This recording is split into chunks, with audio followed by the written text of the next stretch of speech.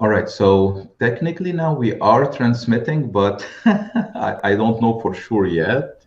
So let's give it a small second to make sure that it's working. Yep, I did get the notification. It does say we are live, but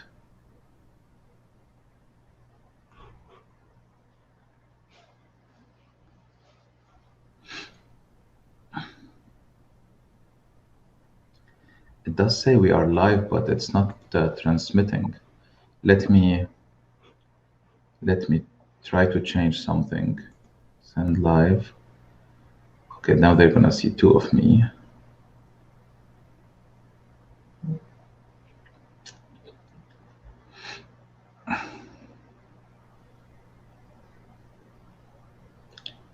It's saying video is unavailable. All right, let's see. We're gonna try that again. Let me see.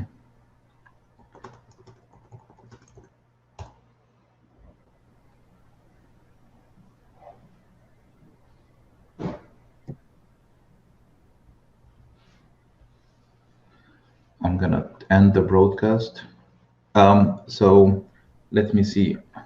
Alex, can you see and hear all this? Andre, can you hear me? Yeah. All right. So I'm verifying. I got a notice from Alex that they can hear us and they can see us, but I'm just verifying that that's the case. And if that's the case, we can go ahead and get started. Okay. Andre, can you go ahead and test and just like say anything to confirm that it's working before we start? Yeah. Hello? Everyone hear me all right? All right, sounds good. I have confirmation that it is working, and apparently I left my Skype on. So, all right. Good morning, everyone. And this is a special session we are having today with Andre Colvin from CGTech. This is something that we are trying for the first time, and hopefully it works very, very well. I do have feedback from Alex on Skype. For some reason, I can't get the live feedback and the live comments, so Alex will make sure to transmit this to me. And we're going to go ahead and get started in a very, very quick minute as soon as I confirm that all is good with Alex.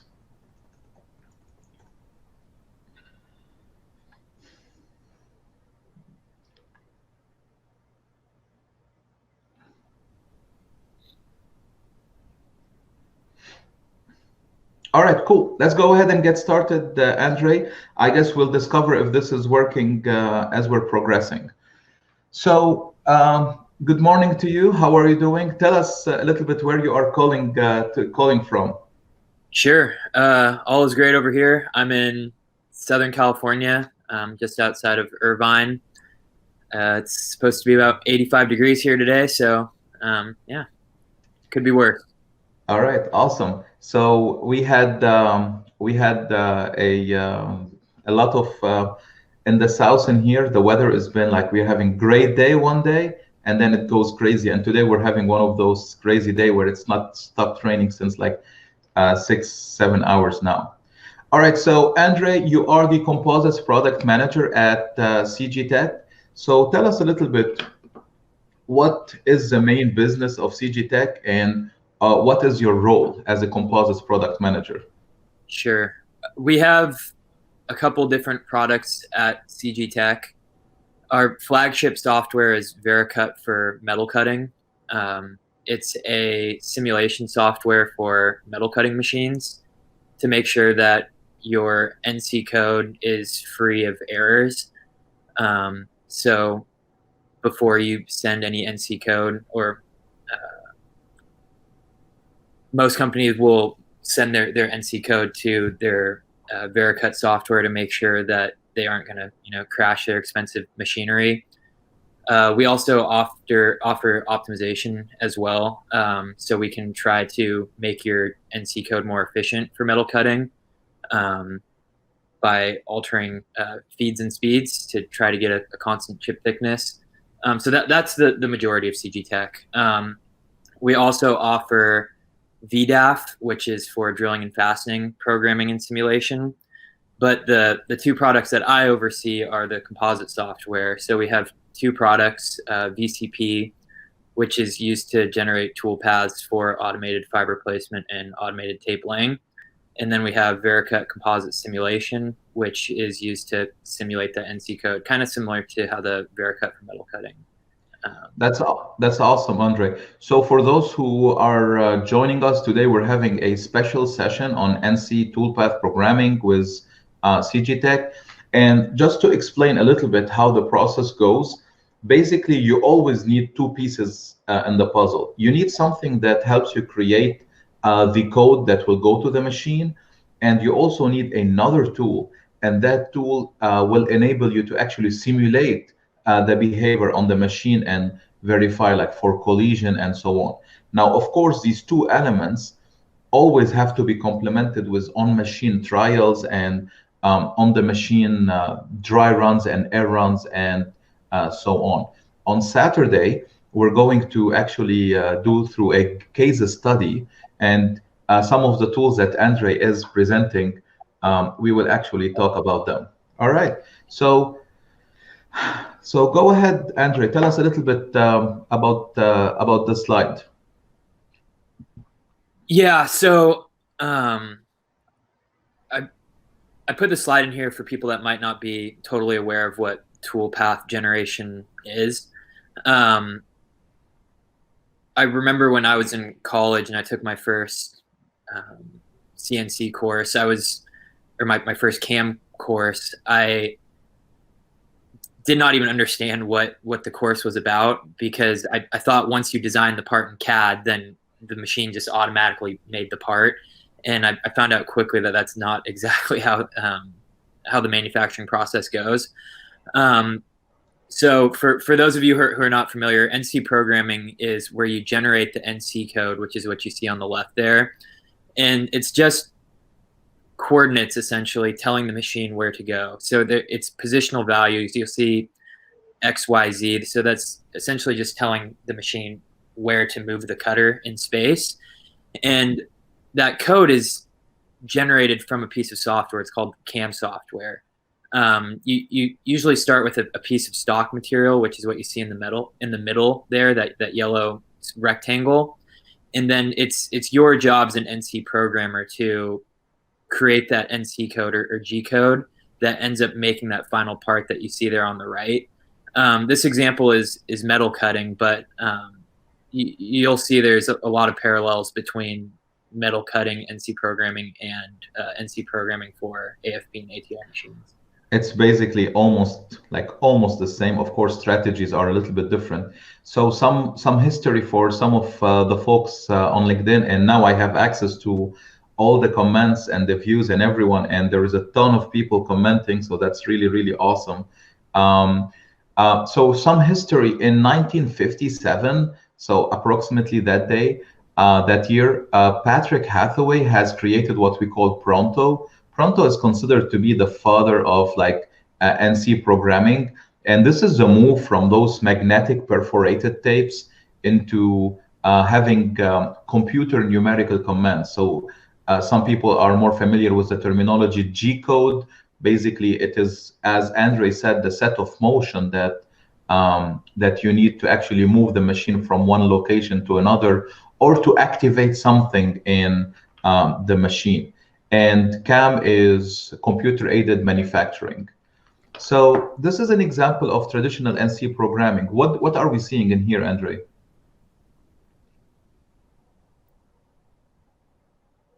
Are you still on the first slide there? Yeah.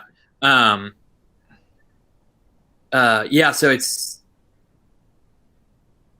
G code that was created from the CAM software, and those are essentially the instructions that are driving that machine tool to cut that part to final shape that you see there on the right. So I think there is a small lag between me and you when it comes to see the slide. So I'm gonna tell you when I move. I'll tell you the name of the chart that I have, so at least you can follow up with me. So right now I'm on the traditional NC programming, and basically what people are seeing is the tool path, and this is like a zigzag tool path that is moving in the green dot. So now I'm moving to the slide where you have the NC programmer provided with final part design. So goals and considerations. Yeah. Okay. Sorry. Yeah. So just to elaborate a little bit more on the last side, the blue line that you see that's squiggling back and forth, that's the tool path that the NC programmer created in the CAM software, and that's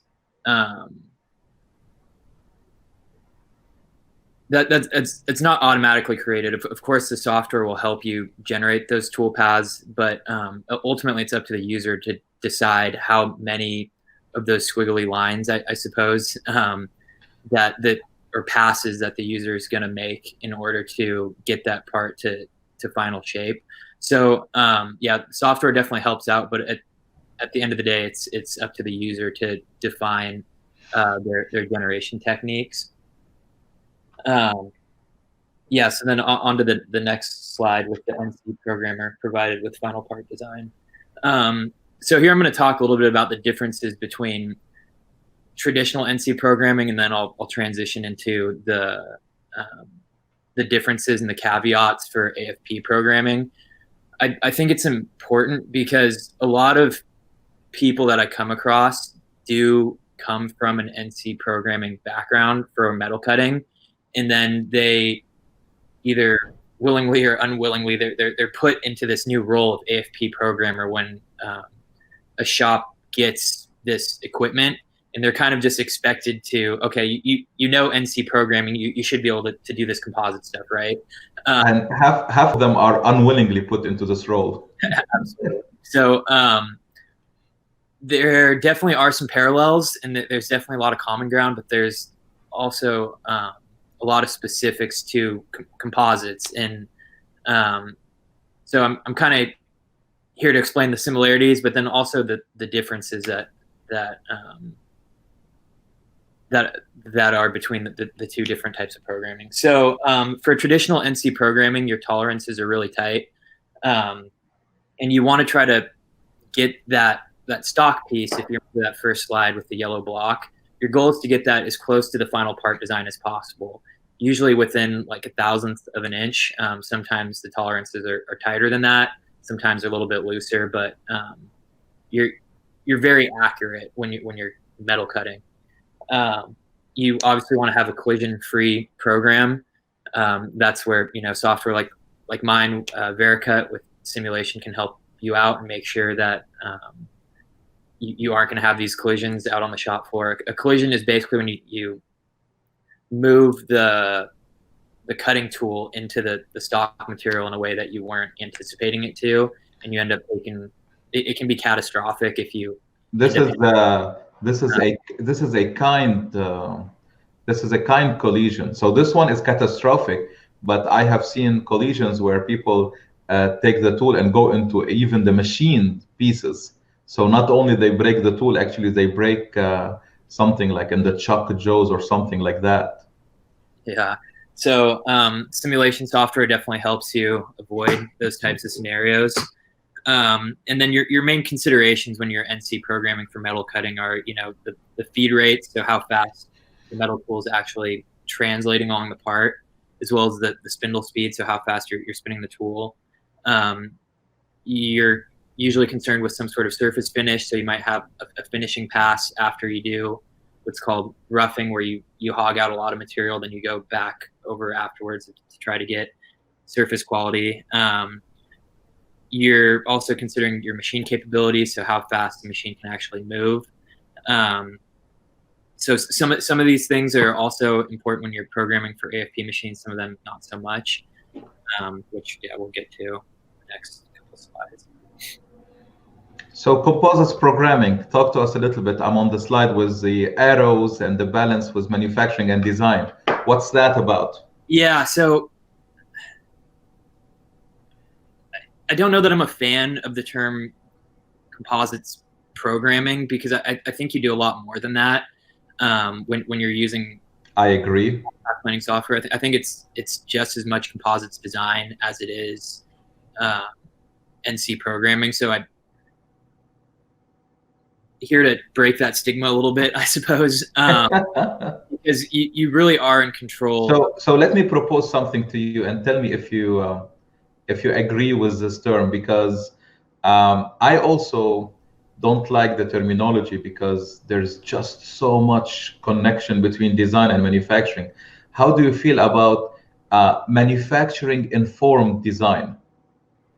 Yeah, no, I think that sums it up perfectly. And to me, this is one of the biggest differences between traditional NC programming and composites, manufacturing and informed design. When you're creating NC programs for metal cutting, your goal is to get your stock and to create that part almost exactly identical to what you have designed in your CAD system, right?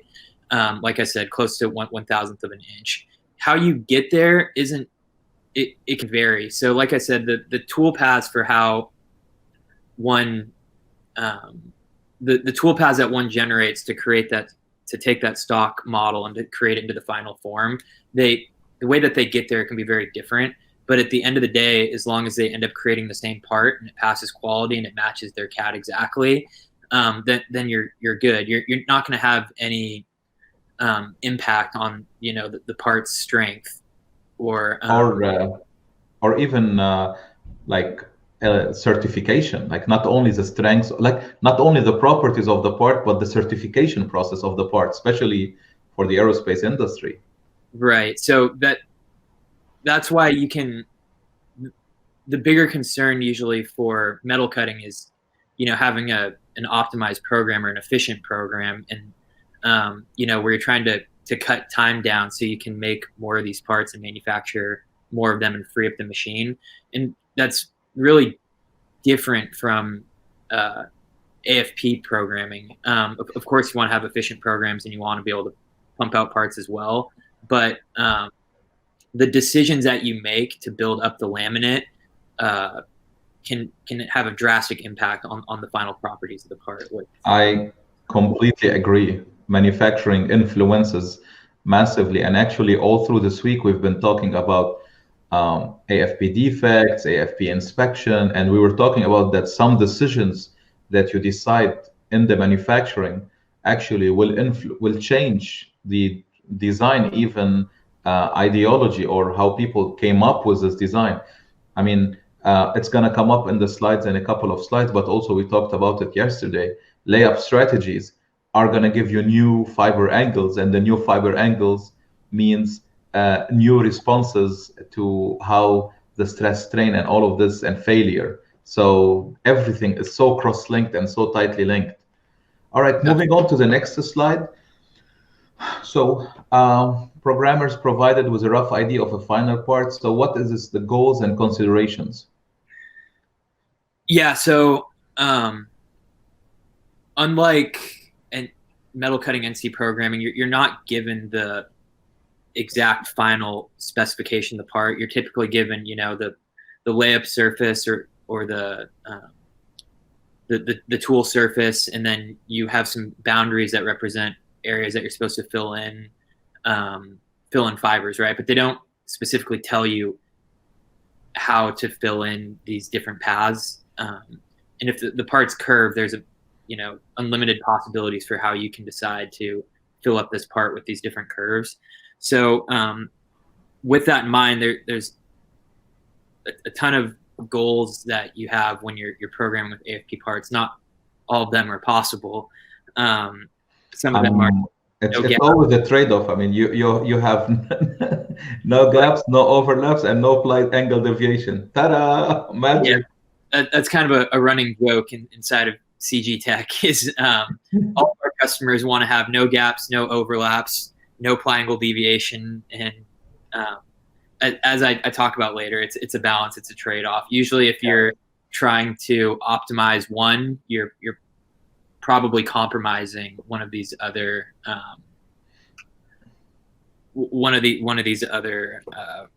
areas, I guess. If you're confused with some of the verbiage on the slide, we're going to go into this in a little more depth later, but stacker requirements, so trying to make sure that the courses don't line up exactly on top of one another through the thickness of the laminate. So those are extras, but then on top of that, like I mentioned, as with traditional NC programming, you still want to have a time-efficient program. It still has to be collision-free.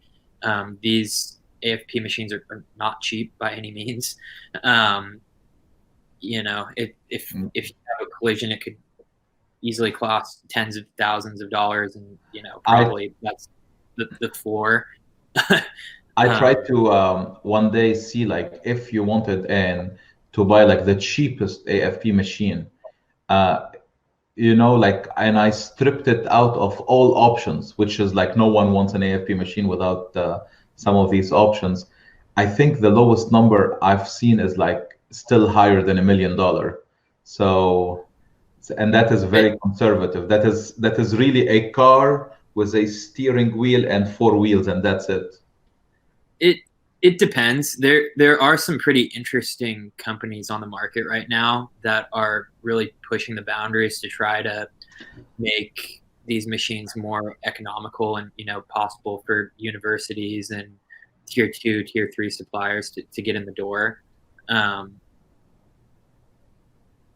But I don't know that they're necessarily production machines, but it's something that, you know, you can start doing some R&D programming with. But yeah, it's very expensive stuff. Yeah, and so, some of the considerations are all these AFP specific hurdles that you would never have heard of if you were a metal cutting NC programmer that was thrown into this AFP stuff, like minimum length toe and roller compression and part convergence and heater temperature, and you know, the list goes on and on and on for all the different things you have to consider when you are generating your tool paths for AFP, and as well as linking when you're deciding the off part motion for how the machine should connect these courses and how they should lay them down on circles. You know, as I'm talking to you and we're talking about this, actually, I remembered that Konstantin Fitfatsidis, like one of my friends, he used to work at Aurora. Now he's VP of Composite Products at Desktop Metal. He's actually, and he's been successful. He's created a 3D. I don't know, like it's a mini. I don't know if I call it a mini AFP or a 3D printer with TOES capacity, but they have been successful in creating a platform to actually mimic AFP machines. And I will perhaps reach out to him and have him talk to us one of those sessions. All right, let's look into the process properties of AFP generation techniques. Sure. So there are a lot of physical limitations from AFP that make AFP programming so complicated. Some of them are discrete toe width. That means that the width of the toe is the width of the toe. So if you have, you know, 1/4 inch or 1/2 inch toe, that's what you get.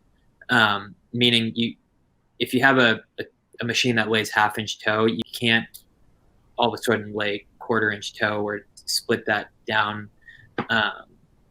the middle. And because of that, you end up with not exactly filling the ply boundaries.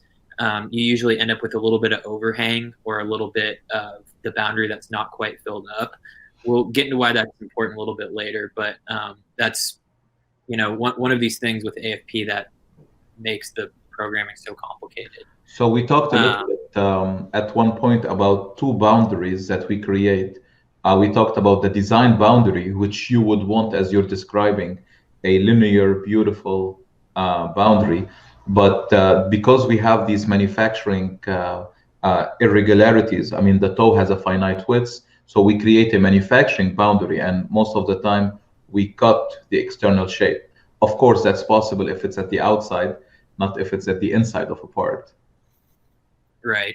And if a part has pad ups or any sort of internal boundaries, then you have to start considering some of these things, like the crenellations, like I have shown here. You can see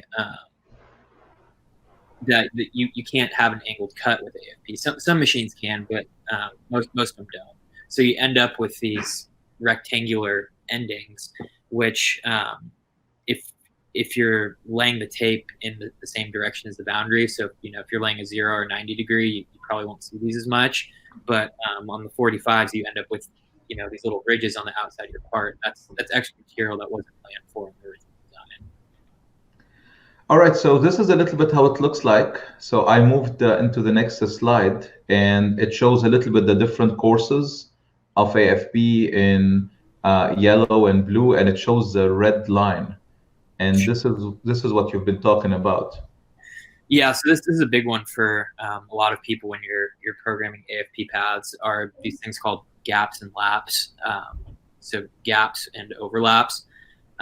Gaps are when two courses don't meet up exactly adjacent to one another, and that's usually caused by having some sort of curvature in the part, a changing amount of surface area.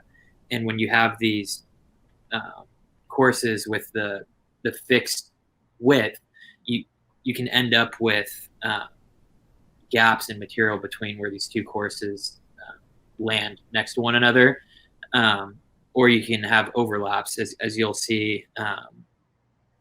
There's a couple of them in between some of the red lines. If you're looking at the image, you'll see a red triangle and then a little bit of a space and then some more red triangle. I'm gonna try to highlight it in the mouse. Yeah. So this is, I'm gonna try to, I don't know if it shows up in the mouse, but this is an example of an overlap that is being portrayed in here. And this is an example of a gap that we have in here. Yeah. And of course, overlap is when the two toes land on top of one another. Again, these are things that aren't planned for when you are first given your design. These are something that the AFP programmer / designer has to decide where to have these gaps and overlaps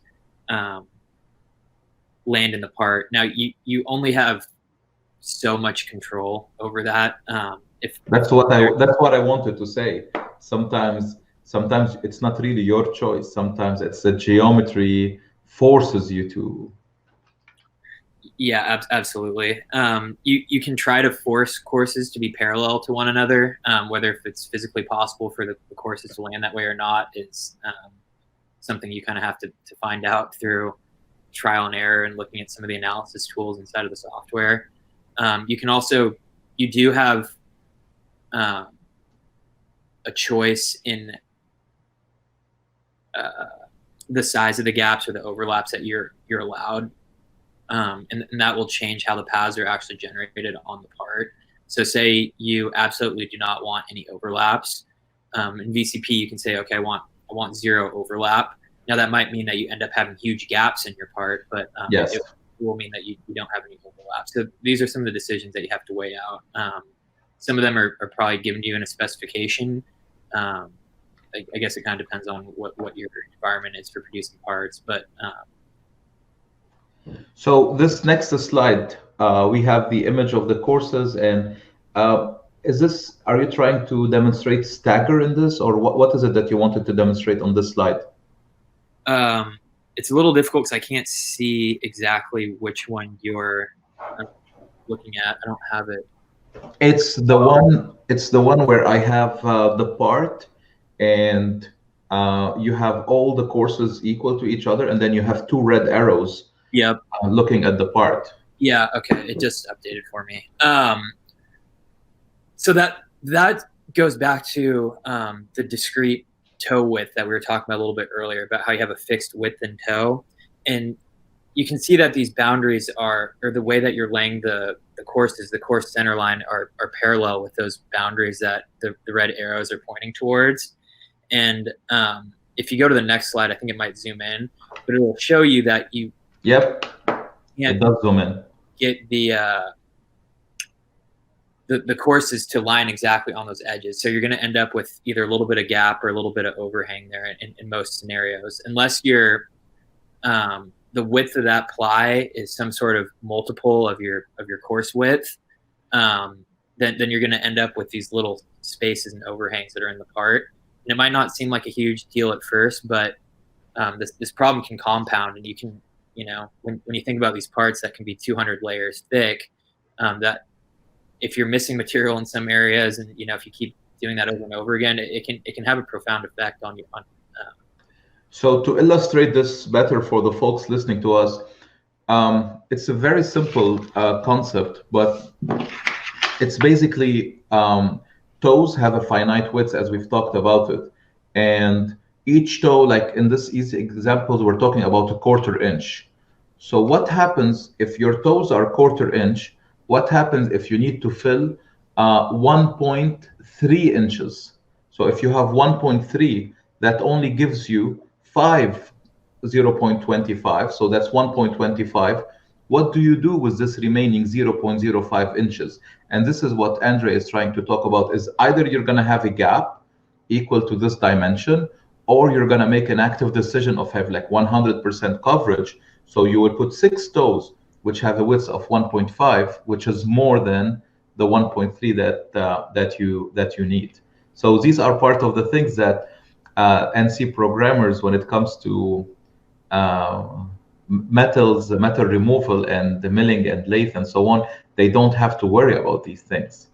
All right, we're moving to the next slide. We're talking about process basics, toe and courses, and what is it that we want to talk about in here? Sure. So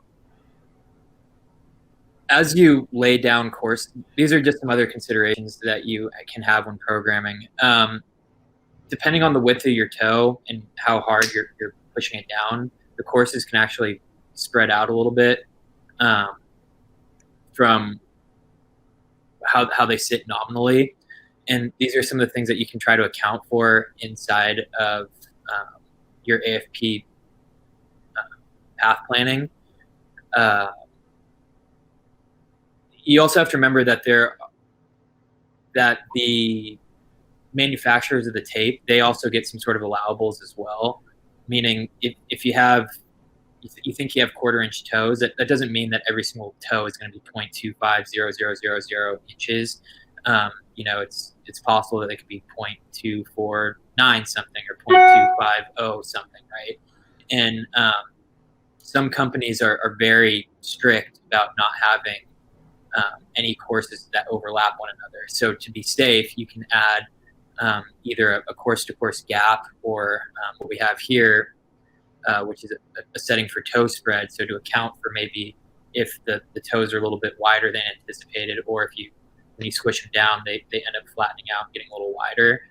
So you can program little tiny gaps in your part to try to avoid having situations where you end up with some unintentional overlaps in the part, and those are things that BCP would not show you. And these are things that you program for, but in reality, I mean, based on your knowledge of the material, you're not going to have this gap because of the toe spread or interbend offset or like the compaction. So this is more of some of the programming tricks that people can employ to make sure that they have the coverage that they want based on the material that they're using. Yeah, absolutely. All right, so this is a little bit a zoom in picture on what Andre was talking about, showing these different gaps that are intentionally programmed between the different courses. And this is an example of a manufactured part. And so what is it that you wanted to talk about in here? Yeah, so if you see the the kind of waffle pattern that on that flat plate where you have these lines that go across the part. So that's something that can happen if I can almost guarantee that you wouldn't see that waffle pattern inside of VCP because it's going to assume that everything is perfect in real life, right? But as we just talked about, it's not perfect. The real world's kind of messy, and sometimes those courses aren't the same width that you maybe thought that they were. And so it can happen here is even if the course is just a tiny bit wider than you expected it to be, you can end up with some of these what I call unintentional overlaps, or ones that are caused more downstream than VCP, and then you end up with this kind of waffle pattern on your part, which is probably not something that you were hoping for. So I thought at first you wanted to talk about creating integral stiffeners integrated within your manufacturing component, but I totally see what you're saying, and I do recall even some of the first part I manufactured, I was like, why is it so bumpy in here? And then you understand that this is something you have to play a little bit with the interband offset. So now you have these variable slide. So what is it that we try to do in here? See if I can get to it.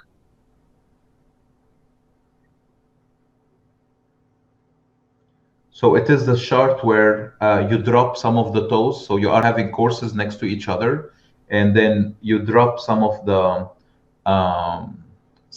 toes, and like you have a course with like that starts with like the whole width, and then you start removing some of the toes, and then so on. I guess what you're trying to say, and what you're trying, if you still don't have the slide, I think what you see it now. All right. Yeah. So the cool thing about AFP is you can't change the individual widths of each toe, but you can decide which of these toes you want to lay. So some AFP heads can lay 16 toes, and it's kind of up to the programmer's discretion whether if they want to lay all 16 toes, if they want to lay one toe at a time, or 8 toes, or however they want. So what you can see here is the programmer is intentionally modifying the width of their courses in order to try and translate where those gaps are happening in the part. So if they had the same course width every single time, then these gaps could end up stacking up on top of each other through the thickness of the laminate. So here they're kind of using a little trick where they start laying down less toes than the full complement in order to decide where to have those gaps land. So moving on to other concepts, this was the topic of a full lecture yesterday. So we delved into the detail of the creation of reference curves and so on, and the usage of steering, constant angle, fiber angle, and stuff like that. Yeah, probably no need to go into it too much then. But yeah, these are just some of the biggest considerations, I suppose, that an AFP programmer makes when they are generating courses. The biggest ones usually are gaps and overlaps and fiber angle deviation. I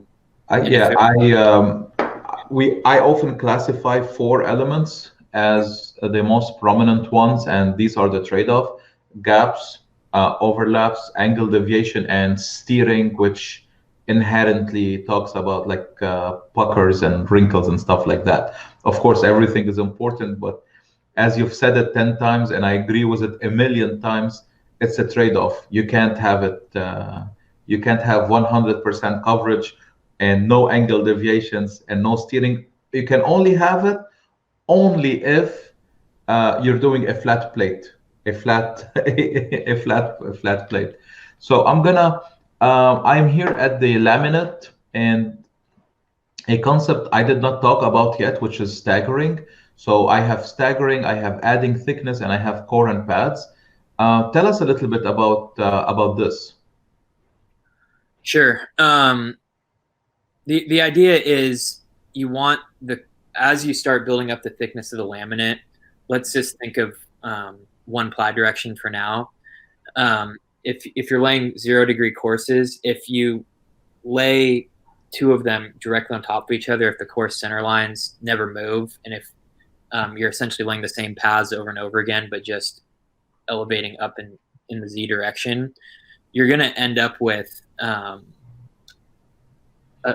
almost a seam in the part where two adjacent courses meet, and that's typically seen as a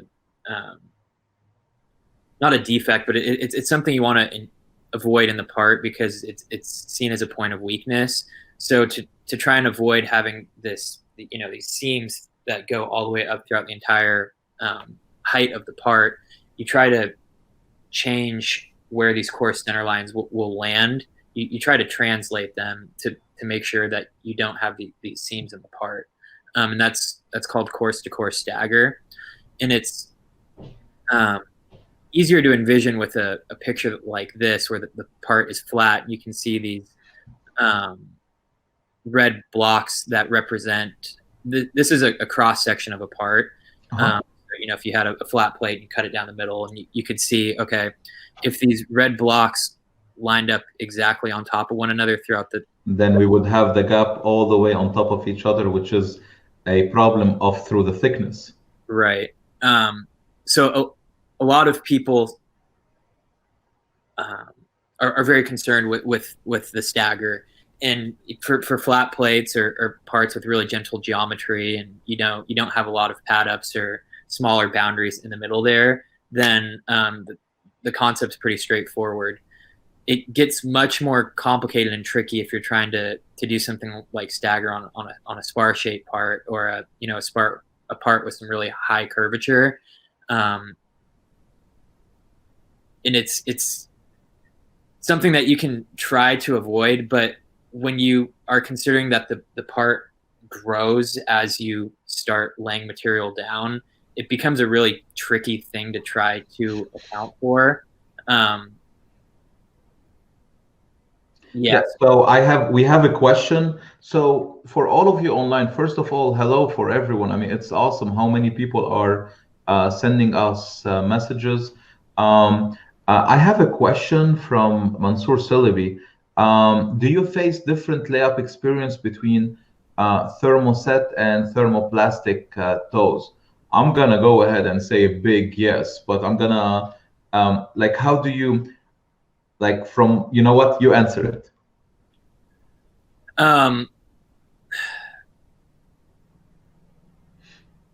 It's a tricky one for me to say, because for VCP, it does not really care whether if you're laying thermoset or thermoplastic. There are different commands that need to be output for controlling thermoset versus thermoplastic. But as far as the toes that you create in VCP, it's not even a question that the software asks you whether if you're laying thermoset or thermoplastic.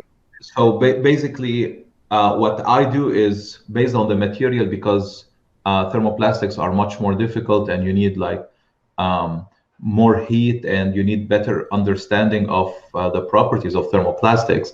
What we do is, after you lay up several trials and you try some elements, you change some of these parameters in the fiber placement strategy to make sure, just like the example you gave before, where you put these gaps between courses to avoid like these granulations and whatnot. We do the same thing for thermoplastics.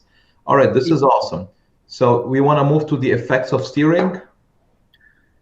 Yeah, I guess there's one more thing on the last question, which kind of applies here too.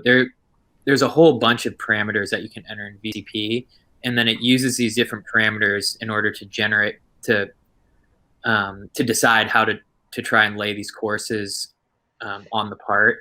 So say if your thermoplastic can't steer as well as the thermoset, that would be a parameter that you would enter into the software, and then the software would automatically calculate, okay, we're not going to try to bend this course as much, right? We're going to try to stick to more gentle bends in the courses. So you wouldn't go for low radiuses. You try to you try to limit yourself to as straight as possible. Right. And this slide kind of shows you why. One of the settings in the software is the minimum steering radius. So that's the smallest radius of a circle that you can lay the material without having some sort of defect in the part. And as you can see in that bottom image, as you try to bend the material tighter and tighter, the defects in the laminate become more and more pronounced.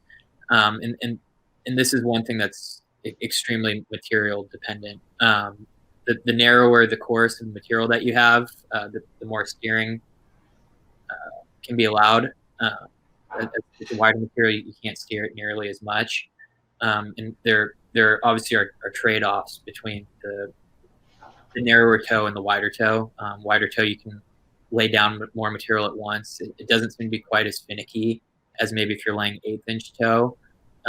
There seems to be more process hurdles to overcome. So everything's a trade-off. Yeah, because the radius changes from, I mean, we often program the center line, but if this is your course and this is the center line and you are steering it towards the inside, it's going to have a smaller radius than towards the outside. So this is perfectly clear. So minimum toe lengths, this is machine specific, right? This is a machine between the cutting guide and where it outputs. Yeah, looking at this, I should have put a diagram of an AFP head, but the cutters are positioned usually about 4 inches above where the toe actually touches the bottom of the roller. And because of that, the smallest piece you can lay down physically is usually about 4 inches. That like you said, that number is dependent on the AFP head that you have, but that's a pretty standard number. It is really where the cutting is taking place and that length. Yeah, and again, it's just more stuff that can make your part different than the original design, and it's just things that you have to account for in your program. So you basically have the option of, with those, and what I'm talking about are at the top left and the top or bottom right of that image. Do you call those as well dog ears?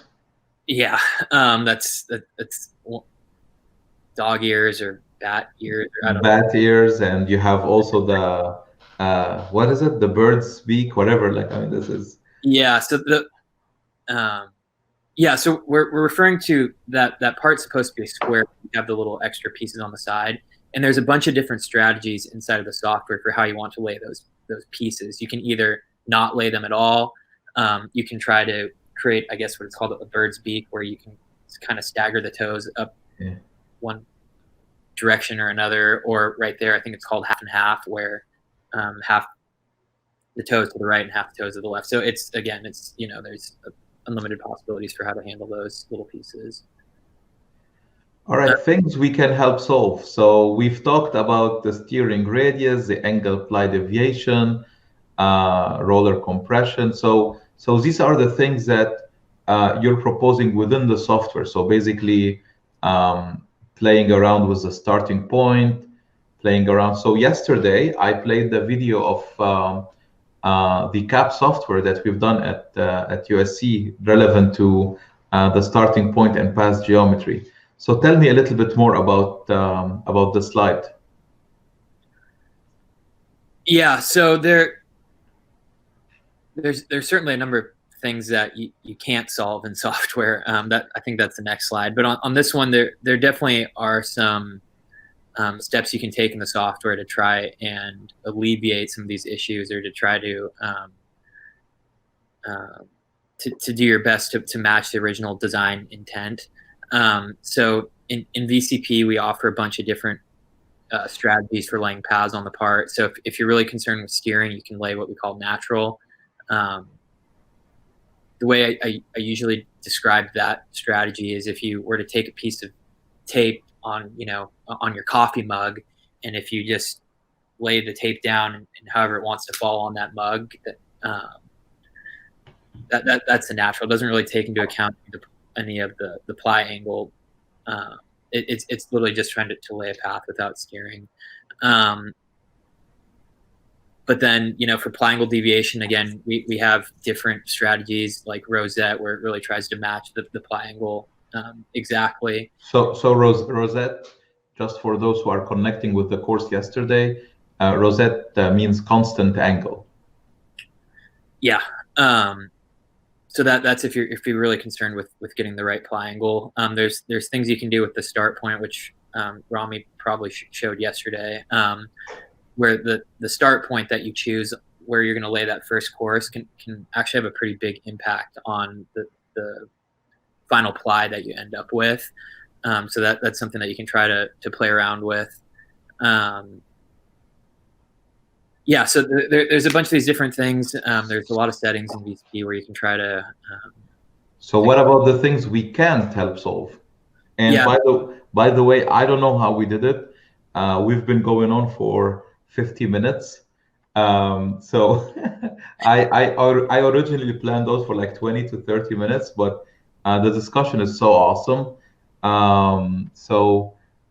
Yeah, I think there's about 4 slides left. Maybe we can power through them. I'll go fast. Yeah, so I can't change your minimum toe length. That kind of just is what it is. It's a property of your machine head. If your part has such extreme geometry that it's not physically possible to fit the roller inside of these nooks and crannies, again, that's not really something software can solve. And same with the bottom 2 points are kind of similar. If if your part geometry doesn't physically allow for the roller to fit in there, then there's not a whole lot I can do with that.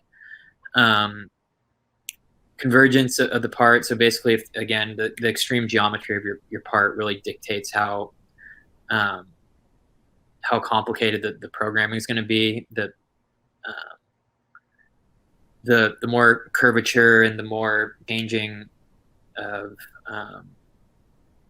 topology, I suppose, of the form surface, as that changes, the program gets more complicated, and you are going to have to make some of these hard decisions for how to lay courses on the part.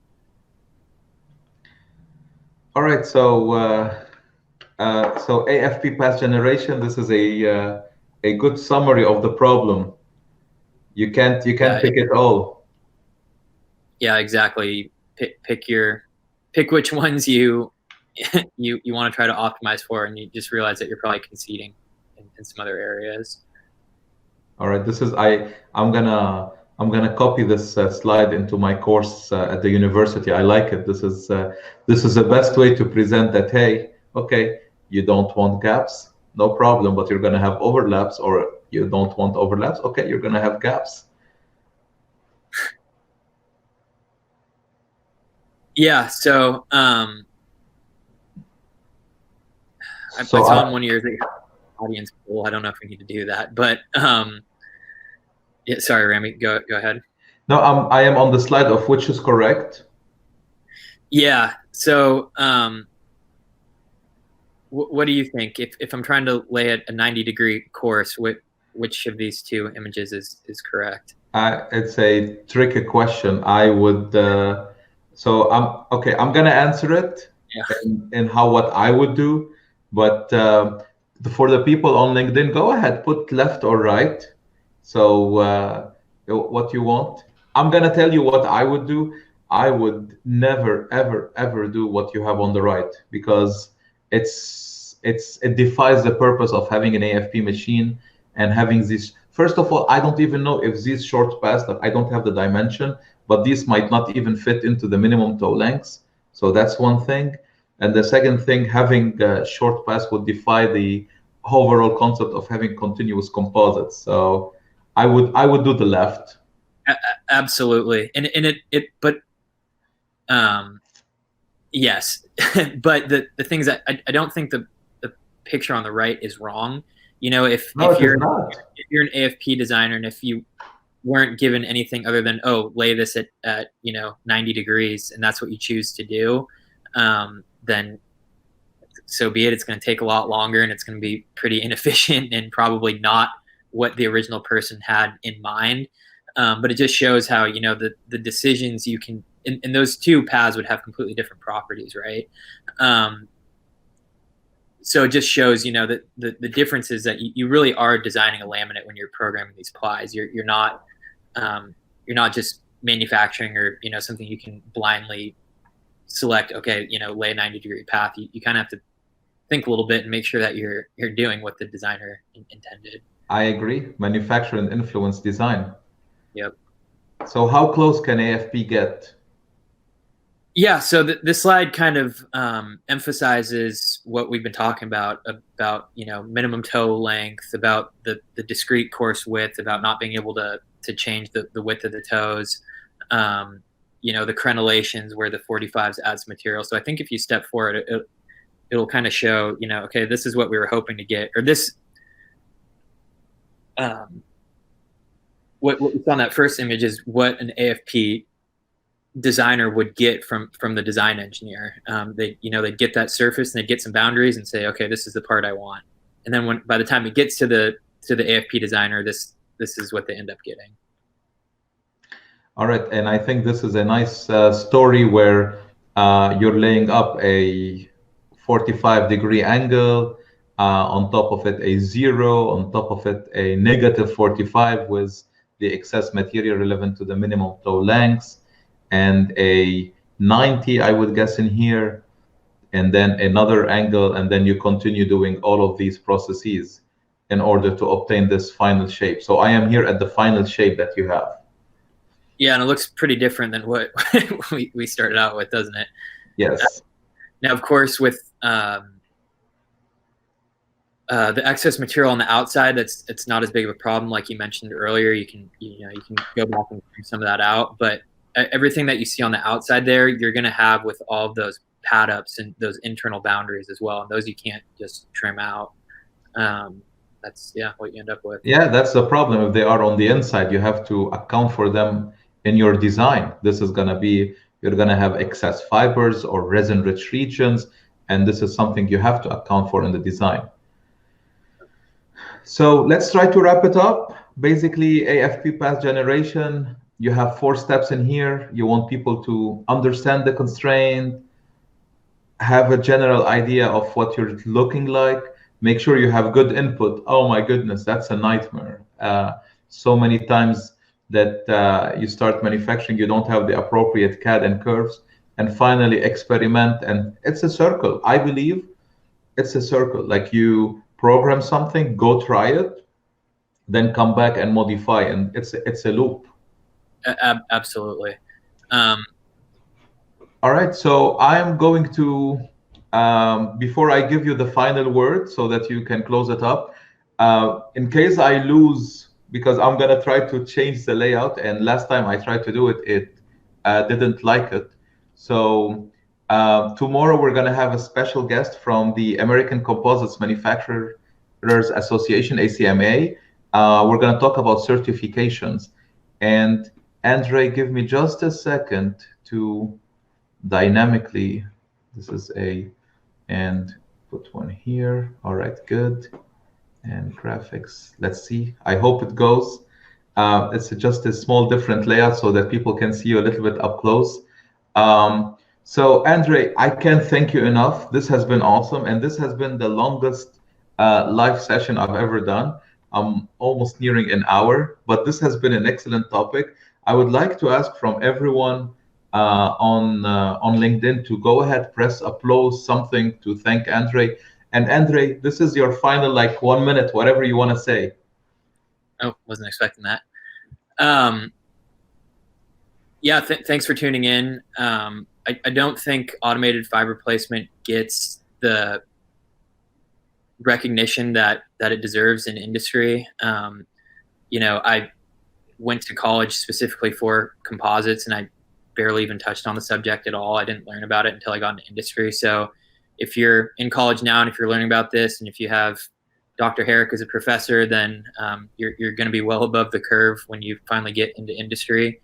The technology is advancing extremely rapidly, and I think it's going to become more and more prevalent, especially as the cost to entry gets lower. So it's definitely something to keep your eye on. And yeah. Thank you so much, Andre. All the best for you. Stay safe, stay at home, and we are all flattening this curve to conquer this whatever's going on. Thank you so much. All the best to you, and looking forward, most probably, crossing fingers, I'll see you in Camex. All right. See you then. All right. Bye-bye. Thank you, everyone, for tuning in. This concludes our live for today, and see you tomorrow at 12 noon.